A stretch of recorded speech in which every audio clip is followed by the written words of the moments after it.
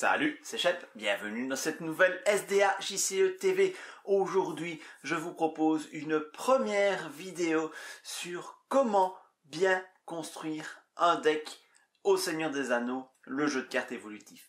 Cette vidéo s'adresse en particulier aux joueurs plutôt débutants, aux joueurs qui ne sont pas habitués à la construction de decks, parce que je vais vraiment revenir dans cette première vidéo sur des bases élémentaires de construction de deck. Et cette vidéo ne sera pas seule, hein. Je décidais de traiter de ce sujet de la construction de deck en général sur plusieurs vidéos, parce qu'il y a beaucoup d'informations à prendre en compte. Et il y a beaucoup de paramètres à prendre en compte dans le Seigneur des Anneaux qui, en termes de jeu de cartes coopératif évolutif, est le plus abouti au niveau deck building, davantage qu'il ne l'est pour les autres jeux de cartes évolutifs actuels que sont Horror Arkham ou le Seigneur des Anneaux ou Marvel Champions, pardon. Et donc, bien sûr, je fais un petit préambule aussi pour indiquer que les conseils que je vais donner ici sont des conseils pour bien démarrer. Il est évident qu'un joueur expérimenté pourra, sans difficulté, outrepasser les conseils que je vais donner ici et quand même arriver à un deck équilibré, très performant, vu que l'expérience du jeu va permettre de compenser les quelques manquements aux conseils que je donne ici par d'autres solutions.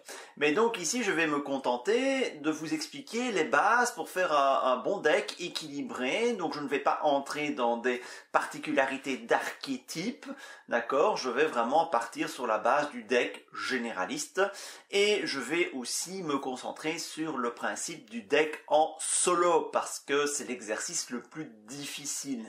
Lorsque vous faites un deck multijoueur, vous pouvez vous permettre de déséquilibrer votre deck dans un domaine donné et à table, d'autres joueurs pourront compenser les domaines pour lesquels vous êtes plus faible. En solo, vous n'avez pas le choix, il faut être équilibré dans tous les domaines et ça nécessite vraiment un ajustement très fin et très précis du deck. Donc voilà, c'est bien pour situer le contexte. Ici, je ne m'adresse pas à des experts, ici je m'adresse à des joueurs moins habitués. Que cela n'empêche pas les experts de compléter mon propos dans les commentaires, voire éventuellement d'ouvrir le débat sur certains points avec lesquels ils ne seraient pas d'accord. Je ne prétends pas avoir une connaissance, la meilleure connaissance du jeu, je ne prétends pas du tout être le meilleur builder de jeu, j'en connais au moins 5 ou 6 qui construisent les decks mieux que moi, mais voilà, c'est aussi voilà, une expérience de jeu que je veux partager. Ça fait quand même 9 ans que je joue au jeu, donc je pense que j'ai quand même acquis une certaine expérience pour donner quelques conseils de deck building. Et donc au sujet de cette première vidéo, eh bien je vais exclusivement vous parler des héros. Donc les héros, c'est la pierre angulaire d'un deck au Seigneur des Anneaux. Et ceux-ci vont vraiment conditionner de manière très importante le contenu de votre deck. Alors, le Seigneur des Anneaux a la particularité d'être un jeu qui est totalement ouvert, qui a une collection totalement ouverte lorsque vous construisez un deck, surtout à partir d'un certain stade de collection. Avec la boîte de base, ce n'est pas forcément vrai, mais dès que vous avez le cycle 1, eh bien, vous allez vous rendre compte que vous pourrez intégrer à peu près n'importe quelle carte de la collection dans à peu près n'importe quel deck. Et donc, cela rend évidemment la construction de deck beaucoup plus compliquée. Il est évident que toutes les cartes ne rentrent pas aussi facilement dans un deck que les autres. Ça, on aura l'occasion de s'en rendre compte au cours de ce cycle de vidéos. Donc, les héros. Les héros, ils peuvent être au nombre de 1, 2 ou 3. Lorsque l'on débute, il est évidemment fortement conseillé de choisir 3 héros. Le jeu à 2 héros, voire à 1 héros, relève d'archétypes bien spécifiques qui nécessitent évidemment des adaptations bien particulières. Donc on va partir sur la base de 3 héros. Il n'y a pas vraiment de raison, lorsque l'on débute ou lorsqu'on veut faire un deck généraliste, de ne pas prendre 3 héros.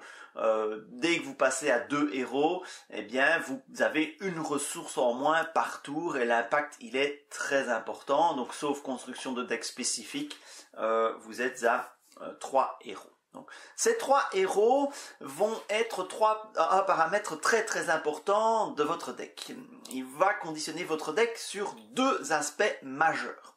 Premier aspect majeur, eh bien tout simplement les sphères. Donc, en fonction de la sphère à laquelle appartient le héros, vous allez avoir accès à une partie plus ou moins grande de votre collection. Vous avez 3 possibilités. La première possibilité, c'est ce qu'on appelle un monosphère. Un monosphère, c'est d'avoir 3 héros de la même sphère. Ça a beaucoup d'avantages, le monosphère. Ça a l'avantage de générer 3 ressources qui vont pouvoir être utilisées pour payer les cartes de votre deck qui seront évidemment toutes de la même sphère, ou pratiquement toutes de la même sphère, vu que vous n'aurez que des héros de cette sphère. Donc ça facilite fortement l'économie. Avec 3 héros de la même sphère, vous pouvez payer jusqu'à une carte qui coûte 3, et évidemment, plus une carte est chère, généralement, plus elle est puissante. Vous pouvez aussi jouer une carte qui coûte 2, une carte qui coûte 1. Ça multiplie vos possibilités. Donc, avoir 3 héros de la même sphère et un grand confort au niveau de la gestion des ressources. En gros, cela va stabiliser vos sorties. Vous allez avoir un deck beaucoup plus stable en début de partie. Or, au Seigneur des Anneaux, les débuts de partie sont souvent les moments les plus cruciaux du jeu. Alors, avoir 3 héros de la même sphère a un inconvénient majeur, c'est que cela va restreindre fortement les cartes que vous allez pouvoir mettre dans votre deck. Et même après 9 cycles, il faut reconnaître que les sphères restent encore assez bien typées dans Seigneur des Anneaux. Ainsi, choisir la sphère tactique va immanquablement vous obliger à réfléchir à la question de la quête et à optimiser celle-ci. Choisir un deck énergie va immanquablement vous forcer à penser au combat et à trouver des solutions pour gérer les ennemis. Choisir un deck connaissance va obligatoirement vous poser la question de la gestion de la menace, parce qu'en connaissance il y a peu de solutions, donc il va falloir immanquablement penser à cela. Et choisir un deck mono commandement, eh bien c'est peut-être celui qui pose le moins de soucis ou le plus en fonction, parce que le commandement est plutôt équilibré dans tous les domaines, a des solutions dans tous les domaines, mais n'est pas non plus celui qui va être performé dans un domaine particulier, si ce n'est la gestion de ressources, bien évidemment. Donc le monosphère, c'est bien, ça stabilise vos ressources, c'est plus facile à jouer, c'est plus facile pour débuter, mais c'est plus limité et vous aurez, surtout si votre collection elle est peu développée, des decks globalement moins forts parce que avec moins de solutions dedans avec un monosphère, mais vous aurez un deck plus stable dès le début de partie et si vous tenez le début de partie, vous avez plus de chances de survivre sur le long terme. Donc quelque part c'est un petit peu un équilibre à trouver. Deuxième possibilité, choisir 2 héros d'une sphère et un héros d'une autre sphère, ce qu'on appelle aussi un deck bisphère ou un deck avec une sphère majeure et une sphère mineure. C'est une configuration que l'on va rencontrer très souvent parce que ça vous permet quand même de bénéficier d'un gain de 2 ressources par tour minimum dans une des sphères qui va être votre majeure et avec laquelle vous allez pouvoir payer la plupart des cartes de votre deck, et puis la sphère mineure qui va contenir des solutions ponctuelles qui vont justement compenser la faiblesse de votre sphère majeure. Bien souvent, c'est comme ça que cela procède. Ainsi, la sphère tactique va idéalement en mineur être utilisée pour gérer les attaques des ennemis et gagner un petit peu de punch pendant que la sphère majeure fait son boulot. La sphère énergie en sphère mineure est très intéressante pour avoir ces solutions de gestion de menaces ou de gestion de lieux éventuellement qui font défaut dans votre sphère majeure. La sphère connaissance en mineur est très intéressante pour la pioche, bien sûr, et la sphère commandement en mineur est très intéressante pour tout ce qui est gestion de ressources notamment. Donc, ça reste une configuration très intéressante, la plus courante, probablement que l'on va voir dans le Seigneur des Anneaux, mais va nécessiter bien sûr une composition du deck adaptée. Mais la composition du deck, j'y reviendrai dans une autre vidéo. Troisième possibilité au niveau des héros, choisir des héros de 3 sphères différentes. Alors évidemment, ça a l'énorme avantage de vous ouvrir un éventail de cartes qui peuvent entrer dans votre deck, très important. C'est les decks les plus puissants qui existent dans le jeu sont bien souvent des decks trisphères, parce que vous avez accès à un très grand nombre de solutions sans avoir de préparatifs particuliers à faire, comme poser un champ par exemple, qui donnerait une icône de ressources d'une autre sphère à un héros. Et donc, c'est très très polyvalent, mais c'est très très difficile à équilibrer. C'est très difficile à équilibrer parce que vous ne bénéficiez que d'une ressource de chaque sphère par tour. Donc c'est plus lent à démarrer. Et je vais donc conseiller le trisphère uniquement aux joueurs qui ont déjà un peu accumulé d'expérience dans le mono et dans le bisphère, parce que le trisphère n'est pas toujours facile à prendre en main. Quand on débute, on a l'impression qu'on va manquer de ressources en permanence. Il y a bien sûr des solutions pour pallier à cela, notamment toutes les cartes qui permettent de faire voyager les ressources, comme le messager à cheval, pour vous donner un exemple, les cartes champ qui vont vous permettre de donner une icône de sphère autre que l'icône de sphère imprimée du héros. Ça vous permet évidemment de transformer votre trisphère en bisphère assez facilement, mais il faut avoir le champ en main. Donc il y a des moyens évidemment de compenser cela, ou bien de se dire j'ai une sphère quand même majeure sur laquelle je vais concentrer toute la génération de ressources et les deux autres servent de mineurs. Mais voilà, ça nécessite des adaptations immanquables dans le deck. Donc ça va vraiment déterminer toute la construction de votre deck. Vous voulez faire simple, allez vers le monosphère. Le monosphère va vous affranchir de toute cette partie gestion de ressources de couleurs différentes.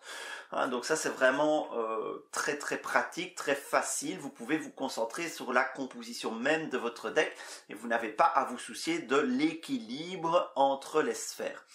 Lorsque vous faites un bisphère, il faut vous soucier de l'équilibre entre les sphères. Alors bien souvent le réflexe ce serait de se dire je vais mettre 2 tiers de cartes d'une couleur et 1 tiers de cartes d'une autre couleur. C'est pas une mauvaise idée, mais c'est pas le bon réflexe.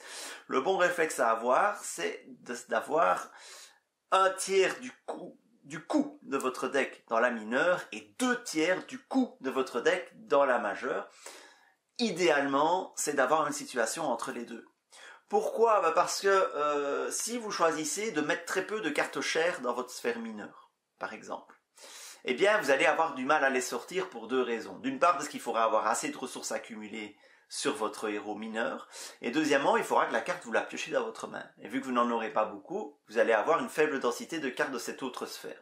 Vous risquez donc soit de vous retrouver avec une accumulation de ressources dont vous ne savez que faire, c'est pas optimal, soit de vous retrouver avec une carte chère en main que vous ne pouvez pas payer, c'est pas optimal. Donc il faut arriver à un compromis entre le 2 tiers, 1 tiers et le compromis entre les 2 tiers de coût, 1 tiers de coût.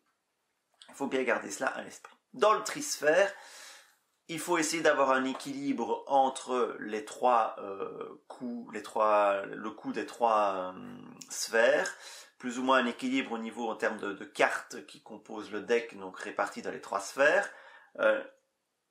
Et sauf évidemment si vous envisagez de faire d'une des sphères une majeure via du gain de ressources.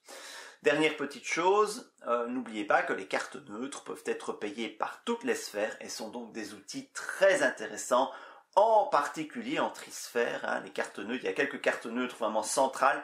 Un trisphère par exemple, il n'y a pas de raison qu'un trisphère se passe d'un émissaire de Pélargir, par exemple. Parce que l'émissaire de Pélargir, il est payable à tout moment et va vous permettre de redistribuer les ressources et d'obtenir ainsi, si vous avez un héros éligible, évidemment, Gondor ou Noble, 2 ressources sur ce héros pour pouvoir payer une carte à 2 dans cette couleur-là dès le tour 1. Donc c'est une belle astuce. Bref, premier donc point très important, les sphères. En fonction du nombre de sphères que vous aurez parmi vos héros, votre deck va être plus ou moins difficile à construire, va être plus ou moins difficile à jouer, mais va être aussi plus ou moins puissant sur le long terme, sachant que la puissance globale d'un deck, c'est plutôt le multisphère qui va lui donner, mais la stabilité d'un deck, surtout quand on débute, le monosphère va vous le donner. De nouveau, je prends encore le soin de le rappeler, un joueur expérimenté peut faire un deck monosphère extrêmement puissant, hein, c'est évident. Donc je n'ai pas dit que le monosphère valait moins, mais globalement on a moins de solutions, ça c'est un fait. Donc ça c'était le premier gros paramètre, les sphères. J'aurai l'occasion sans doute de revenir là-dessus lorsque je parlerai de la construction du deck en elle-même. Mais là je parle des héros. Deuxième gros paramètre à prendre en compte avec vos héros, c'est la menace de départ. Effectivement, c'est quelque chose de très important. Donc votre menace de départ, votre niveau de menace de départ est déterminé par la somme du coût en menace de chacun de vos héros. Quelle est la valeur de menace de départ idéale? Donc, dans la perspective d'un deck généraliste à vocation de joueurs débutants ou de joueurs moins expérimentés en deck building, mon conseil c'est de maintenir cette menace de départ en dessous de 30. Pourquoi? Simplement pour le voyage le long de l'Anduin, hein. Le cycle 1 qui va jouer beaucoup sur des cartes qui ont un coût d'engagement au combat qui tourne autour de 30, mais en fait, plus généralement, quand vous regardez l'ensemble du jeu, beaucoup d'ennemis qui deviennent pénibles ont un coût d'engagement au combat qui varie entre 26-27 et 34-35, et là, c'est vraiment un espace clé, hein, entre 27 et 35, c'est vraiment une zone clé où la partie peut vraiment changer de physionomie entre un deck qui a 29 et un deck qui a 31. Oui, de menace de départ. Donc, pour être confort, je conseille quand même d'être sous les 30, ce qui va vous permettre bien souvent de laisser plusieurs ennemis potentiellement très gênants de côté dans la zone de cheminement, le temps que vous soyez prêt. Et donc c'est pas mal. Si vous démarrez à 30, 31, 32, vous allez avoir beaucoup plus d'ennemis en moyenne qui vont vous engager dès qu'ils vont entrer en jeu, et ce qui va être évidemment difficile à gérer parce qu'un ennemi en début de partie, c'est bien souvent une chose que l'on n'a pas envie d'avoir, un ennemi tour 1, c'est pas toujours facile à gérer, alors si vous en avez un deuxième qui arrive, alors là ça devient vite la catastrophe. Donc le conseil que je vous donne, c'est d'essayer de rester en dessous de 30, idéalement 27, 26, 27, 28 pour vous donner un peu d'air. Il est évident que les bons joueurs, les joueurs très expérimentés pourront construire des decks qui démarrent bien au-delà de 30. Pour l'instant, je joue un deck qui démarre à 31 de menace et qui a des taux de victoire qui dépassent les 80% pour l'instant après plus de 50 parties. Les très bon deck, vous en avez qui démarrent à 33-34, mais regardez les tout meilleurs decks considérés dans le monde du jeu, vous verrez qu'ils essaient de rester en dessous de 30 malgré tout, ou en tout cas de limiter cette montée de menace de départ. Donc voilà, le niveau de menace de départ, c'est extrêmement important d'en tenir compte. Alors bien sûr, évidemment, ça va dépendre de votre deck, hein. Si vous voulez faire un deck vaillance, vous n'allez pas trop regarder à la menace. Et si vous voulez faire un deck secret, là vous allez beaucoup regarder à la menace. Mais de nouveau, mes conseils s'appliquent à un deck plus général. Donc mon conseil, si vous débutez, essayez de rester en dessous de 30 de menace. Donc voilà, donc en gros, si je dois résumer mes conseils jusqu'à présent, essayez de rester en dessous de 30 de menace et vraiment à vos tout débuts, préférez le monosphère ou un bisphère. Ne vous lancez pas tout de suite dans le trisphère tant que vous n'avez pas accumulé un peu d'expérience dans le jeu. Alors, troisième point, l'équilibrage des héros en début de partie. Alors il est évident que le choix de vos héros va déterminer l'archétype que vous allez jouer. Donc je ne vais pas entrer dans les archétypes ici, ce n'est pas l'objectif. Mais même quand vous jouez des héros à archétype, il y a un élément dont il faut garder pour lesquels il faut garder un œil très attentif, c'est l'équilibrage de ces héros au départ. En effet, vous débutez la partie uniquement avec 3 héros. Donc lors du tour 1, généralement, vous n'allez pas avoir beaucoup l'occasion de mettre beaucoup d'alliés tour 1, peut-être 1, peut-être 2 avec de la réussite. Hein. Il faut vraiment entrer dans des decks mécaniquement très très poussés pour pouvoir swarmer de l'allié dès le tour 1. Et tous les decks ne le peuvent pas. Donc, il faut que ces héros puissent tenir le choc le temps que vos alliés ou que votre équipement arrive en fonction de ce que vous avez choisi. Donc, pour que les héros tiennent le choc, il faut veiller à, mon sens, 2 grands secteurs. Le secteur de la quête, d'une part, le secteur du combat, d'autre part. Donc, la quête. Quelle volonté pour les héros de départ? Alors, il est bien évident que si vous partez avec 3 héros qui totalisent ensemble 3 de volonté en début de partie, ça va être très très compliqué. Ça va être très très compliqué car vous allez enregistrer un échec de quête dès le début de la partie qui va faire monter votre menace et le temps que les alliés arrivent en suffisance pour avoir de quoi gérer la quête, vous risquez de vous faire stacker comme on dit, c'est-à-dire d'avoir une accumulation, peut-être pas d'ennemis mais de lieux dans la zone de cheminement qui va faire que vous allez avoir du mal à rattraper la zone de cheminement en termes de volonté. Donc il est vraiment déconseillé de choisir des héros qui sont tous les 3 faibles en volonté.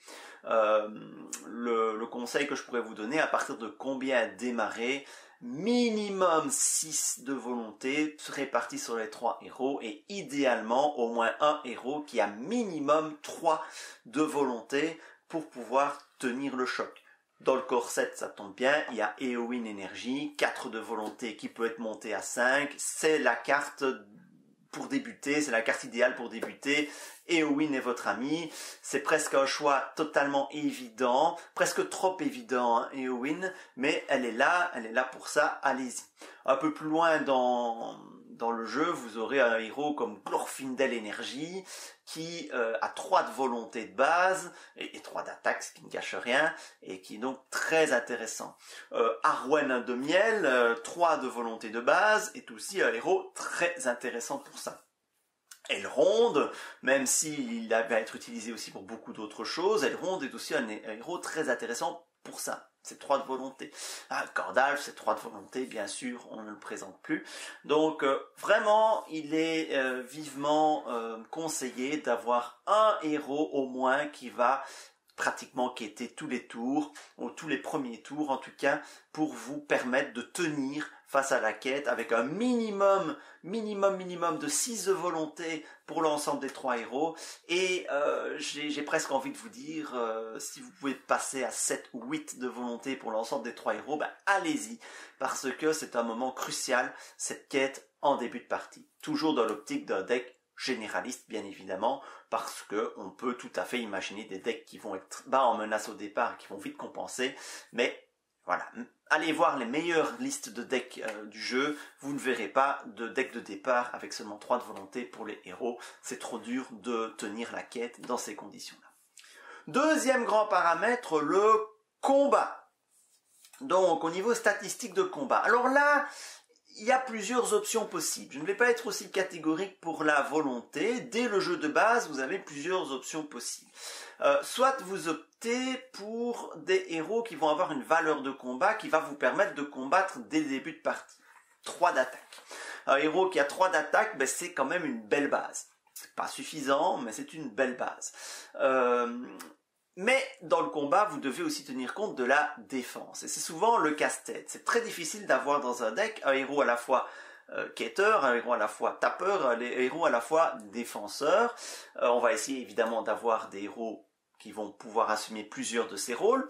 Aragorn, commandement du corset, est un magnifique héros pour ça, parce que il a 2 de volonté, 3 d'attaque, 2 de défense, 5 points de vie, donc il a toutes les qualités, d'autant plus qu'il peut aller en quête et vous pouvez le redresser quand il s'engage dans la quête, moyen de dépenser une ressource. Donc cet Aragorn commandement est un excellent héros. Sa faiblesse réside dans son 12 de menace. Là où un Denethor du corset par exemple n'est pas un très bon héros dans cette optique-là, il a peut-être 3 de défense, mais il n'a que 3 points de vie derrière, et 1 d'attaque et 1 de volonté, ce qui est fort faible. Ça en fait plutôt un héros multitâche, ou bien un héros à utiliser pour sa capacité, évidemment. mais il faut faire attention à cela aussi. Si vous choisissez un héros qu'il faut incliner pour déclencher sa capacité, hein, dans le jeu de base, Denethor, Beravor notamment, Eleanor également, dites-vous bien que c'est une statistique qui ne sera pas disponible dans ce moment du jeu où vous utiliserez la capacité. Ainsi, un Denethor, soit vous utilisez sa capacité, soit vous le gardez pour défendre pendant le premier tour. Donc, quitte à utiliser sa capacité en fin de premier tour si vous n'avez pas défendu avec lui. Donc, au niveau du combat, ce qui est important de se dire, c'est que vous n'allez pas forcément pouvoir tuer le premier ennemi qui va vous engager au combat. Et donc, la meilleure méthode pour gérer cette situation-là, c'est d'essayer de laisser l'ennemi dans la zone de cheminement. Donc les ennemis, plus ils sont faibles en niveau de menace, en test d'engagement au combat, hein, non, pardon, c'est pas niveau de menace, mais en valeur d'engagement au combat, généralement plus ils sont faciles à tuer. Donc moins ils ont de défense, moins ils ont de points de vie. Donc la meilleure arme pour éviter de se faire attaquer au début de partie, c'est la menace basse. On en revient à ce que je disais tout à l'heure. Donc je vais dire que le paramètre de combat est moins crucial que le paramètre de volonté dans les 3 héros de départ. C'est à ça que je veux en venir. Néanmoins, il est quand même conseillé d'avoir un héros capable de taper, capable d'apporter cette base de combat qui va vous permettre de gérer un ennemi. Donc ainsi, avoir un héros à 3 d'attaque, c'est quand même appréciable. Avoir 3 héros qui au total ont 6 d'attaque, ça me paraît être très très raisonnable. Moins, il faut vous attendre à avoir des difficultés de combat en début de partie. Très clairement, parce que les alliés n'ont pas des stades d'attaque mirobolantes non plus. Sinon, une autre méthode, ça peut être aussi la défense. Donc la défense, en début de partie, ça peut être très utile. Pour vous permettre de tenir le coup. Ainsi, vous gardez un héros qui est capable de défendre, soit parce qu'il a beaucoup de défense, soit parce qu'il a beaucoup de points de vie. Les deux, c'est encore mieux. Aragorn, commandement, il totalise 2 de défense et 5 points de vie. Donc une valeur totale défensive de 7, si je puis me permettre. Donc c'est un excellent défenseur. Donc ça vous permet de mobiliser 2 héros à autre chose, généralement la quête, et au cas où un ennemi engage, de quand même pouvoir défendre cet ennemi. Au tour suivant, vous aurez très certainement plus de possibilités de gérer cet ennemi directement sans préjudicier la quête. Donc ça, c'est évidemment intéressant d'avoir un héros capable de gérer la défense. Alors là, je ne vais pas vous donner une valeur minimale de défense, parce qu'il n'y a pas vraiment de règles, de conseils particuliers. Vraiment, le conseil que je vous donnerai, c'est d'avoir un héros capable d'encaisser. Si vous avez 3 héros qui n'ont que 3 points de vie, voire 2 si vous jouez avec des hobbits, ça devient vraiment compliqué de gérer cette défense en début de partie. Et vous risquez vraiment de vous retrouver dans des situations très très compliquées, ou à devoir déjà sacrifier des alliés que vous venez de mettre en jeu pour pouvoir défendre les ennemis et mettre en péril votre mise en place. Donc avoir un héros capable de tanker, c'est un conseil que je vous donne, pas besoin d'avoir 3 héros capables de tanker. Autre possibilité, si vous aimez prendre des risques, c'est de prendre un héros avec beaucoup de points de vie.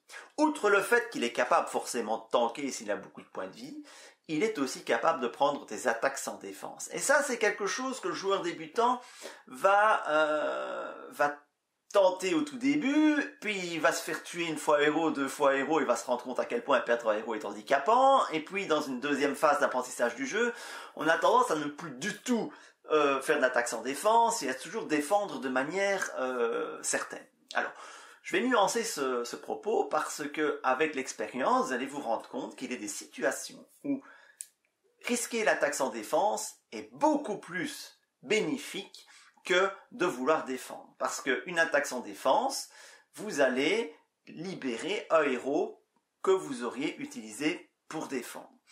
Et peut-être la possibilité de tuer l'ennemi dans la foulée. Si vous avez cette possibilité-là, donc vous avez de quoi taper et tuer l'ennemi, mais vous n'avez pas de quoi défendre, et que l'attaque de l'ennemi peut être encaissée par les points de vie d'un héros, ça peut être intéressant de risquer la sans défense. Alors ce n'est pas totalement sans risque, un effet d'ombre un petit peu trop violent, et l'attaque sans défense peut vous tuer votre héros. À vous d'utiliser cet outil-là en fonction des dangers du scénario.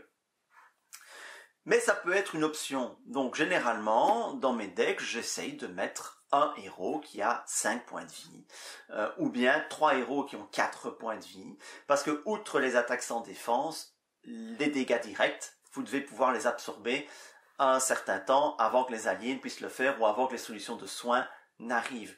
Donc vos héros doivent vraiment couvrir les 3 paramètres du jeu, donc combat, volonté et les points de vie, que je considérais être un paramètre un peu à part parce qu'il y a des dégâts directs qui peuvent être infligés en dehors de la phase de combat.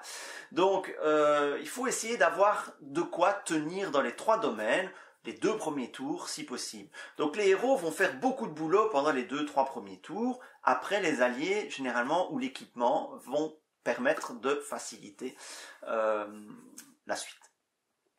Voilà donc pour ce choix de héros. Donc en résumé, privilégiez 3 héros dont le niveau de menace ne dépasse pas 30 quand vous débutez. Privilégiez du monosphère ou du bisphère. Ne vous précipitez pas trop vite sur le trisphère. Ça risque vraiment de vous compliquer vos débuts de partie si vous n'avez pas un petit peu de feeling ou d'expérience avec le jeu. Ayez de quoi quêter, c'est très très important, surtout si vous débutez, vraiment, et même en général, même encore aujourd'hui, c'est un paramètre auquel j'accorde énormément d'importance, le fait d'être capable de quêter en suffisance dès le début de partie. Ayez au moins un héros capable de taper fort pour vous permettre d'assez rapidement tuer des ennemis en mobilisant le moins possible de personnages. Ayez un héros capable de tanker une attaque, qu'elle soit directe, qu'elle soit défendue ou non défendue.